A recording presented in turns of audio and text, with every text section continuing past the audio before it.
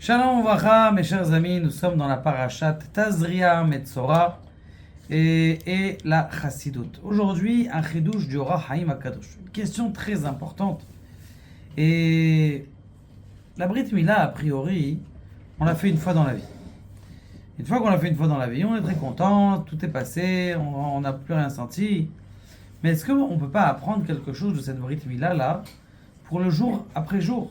Est-ce qu'il n'y a pas quelque chose qui nous donne et qui fait en sorte que justement ça peut nous aider jour après jour, ce moussag là de Brit Mila? Eh bien, le Ra Haim Akadosh il donne une explication. Alors, on sait très bien que pour faire la Brit Mila, eh bien, il y a plusieurs étapes. La première étape de la Brit Mila, c'est d'attraper le membre. Le deuxième, c'est de couper. Le troisième, c'est de retourner une part du prépuce, ce qu'on appelle le or à priya. Et la quatrième, c'est quoi? C'est d'extirper le sang qui est infecté, on va dire, qui est à l'intérieur de la bride. Donc la question qui se pose, dit, ben, pourquoi est-ce que dans les sages, eh bien, on parle de ces quatre niveaux-là, pour fabriquer une Brit Mila, en tout cas pour accomplir la mitzvah de la Brit Mila. Vous savez très bien qu'aujourd'hui, il y a de plus en plus de bilboulim dans le monde. Les gens, ils ne savent pas où ils sont. Les gens, comment on appelle ça, ils se mettent en colère de façon extraordinaire. Les gens, ils ne savent pas exactement où est-ce qu'est le bien et où est-ce qu'est le mal. Les gens ne savent pas, comment on appelle ça, retrouver une simcha intense de ce qu'ils sont. Souvent les gens, ils ont une joie, mais cette joie-là qu'ils ont, eh bien c'est une joie qui est éphémère, c'est pas une joie qui est profonde. Donc c'est la raison pour laquelle, eh bien il dit le Ora Chaim Akadosh que dans le monde il y a 4 sortes de klipot, c'est-à-dire de forces du mal.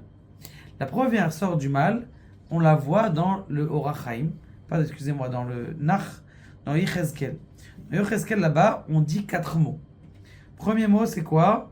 C'est Anan Gadol, un grand nuage. Deuxième mot, c'est quoi? Ruach Se'ara, un vent de... comment on appelle ça? Tempête. Le troisième, c'est quoi? C'est Esh Mitlakachat, un feu qui prend tout de suite. Et le dernier, c'est Noga. Noga, a priori, ça a l'air d'être un peu une lumière, et d'être aussi une lumière qui est... Dit le Ra Haim Akadosh, tu crois que ces 4 niveaux des forces du mal, eh bien elles sont vaines, ou pourquoi que 4? La réponse elle est non. Mais à l'intérieur de nous, on a des choses, des écorces qui nous empêchent d'arriver à des niveaux. Par exemple, il dit, c'est quoi le nuage? Le nuage, c'est tout ce que la personne, elle est en dépression, elle est dans le noir, elle est dans l'obscurité. C'est d'imaginer qu'est-ce que c'est un nuage. Elle est dans la confusion. Vous êtes sur l'autoroute et vous voyez un grand brouillard. Vous voudriez avancer, mais vous n'arrivez pas. Ça, ce manque de kivun, eh bien, ça fait référence à la première peau, à la première chose qu'il y a lorsque l'enfant, eh bien, avant qu'on lui coupe, on attrape cette partie de la peau. Deuxième chose, deuxième niveau, c'est la tempête. C'est quoi la tempête dans notre vie? Eh bien, la tempête, c'est souvent la colère. D'où est-ce qu'elle vient la colère en général? Elle vient souvent de l'orgueil. Quelqu'un, il est beaucoup orgueilleux. Eh bien, plus ton niveau d'orgueil il est élevé, plus lorsqu'on ne fait pas ce que tu as demandé, eh bien, ce qui se passe, c'est que tu te courroues, tu t'énerves. Comment, moi, le grand intel, on me fait ça? Donc ça, c'est la tempête. La colère, elle vient justement de l'orgueil, donc un peu d'anava. Ça, c'est ce qui est marqué dans les sages. Dans les sages, c'est marqué dans le Nar, dans les Chezkel, que c'est le deuxième écran qui nous empêche de rapprocher de Dieu.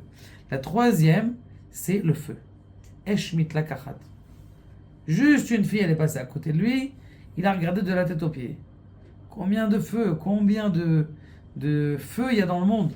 Vous regardez juste sur votre téléphone, si vous n'avez pas un téléphone cachère, déjà il y a toujours une femme qui passe. Ça y est, le feu de la pulsion, de la tentation, du fantasme, elle commence à se réveiller. Ça, c'est la troisième klipa. Donc le Yetzer Hara, il utilise et la dépression, et l'orgueil et la colère. Et la troisième, c'est le feu de ses pulsions. La quatrième, c'est quoi? C'est très intéressant. Quatrième, c'est ce qu'on appelle la klipat noga. Alors la klipat noga, eh bien justement, vous savez ce qu'elle a la klipat noga? Écoutez bien, écoutez bien. La klipat noga, c'est un mélange qui a de bien et de mal. D'un côté, c'est de la lumière, mais d'un autre côté, c'est une lumière qui n'était pas encore arrivée. Et souvent, des fois, quelqu'un il a bien prié pendant un jour, 2 jours, 3 jours, il dit ah ça y est, je suis arrivé au top. T'es pas encore arrivé au top. C'est une fausse lumière qu'on t'a donnée. C'est un leurre. Quelqu'un dit ça, Baruch Hashem, je suis bien posé. Al ta'amin be'atzmecha diomotcha. Ne crois pas en tes jours jusqu'à la fin. Donc, nous, on croit que lorsque quelqu'un il a une Brit Mila, eh bien, ce qui se passe, c'est que c'est une fois dans la vie, mais en vérité, la force d'enlever le Yetzer Hara, la Brit Mila, c'est qu'un remède, c'est-à-dire une allusion à tout ce qu'on fait tous les jours. On se bat contre la dépression, on se bat pour avoir de la joie. La deuxième chose, Ruach Sehara, on se bat contre la colère, on essaie de se contenir contre ce vent qui est très fort. La troisième, c'est les pulsions non contrôlées des femmes et des désirs, des plaisirs et toutes ces choses-là. Et la troisième, c'est quoi? C'est des leurs, c'est-à-dire d'apprendre à utiliser même le mal, déjà d'utiliser le bon mal et de le mettre dans un bon kivun et d'utiliser le mal pour faire du bien. Et ça, justement, c'est ce qu'on apprend Bidiouk dans la Brit Mila. Nous, on croit que la Brit Mila, ça y est, on a fait, on est content, on a bien chanté, Vénigmar assez pour. Mais en vérité, la Brit Mila, qu'on est Mekayem à chaque instant, celui qui a la Brit Mila, eh bien, il est Mekayem, ça veut dire quoi? D'accomplir la Brit Mila, eh bien, de garder en tête qu'on se sépare jour après jour des forces du mal. Et on finit par se battre et on finira par l'avoir, Bezrat Hashem. Baruch Adonai, Le'olam, Amen.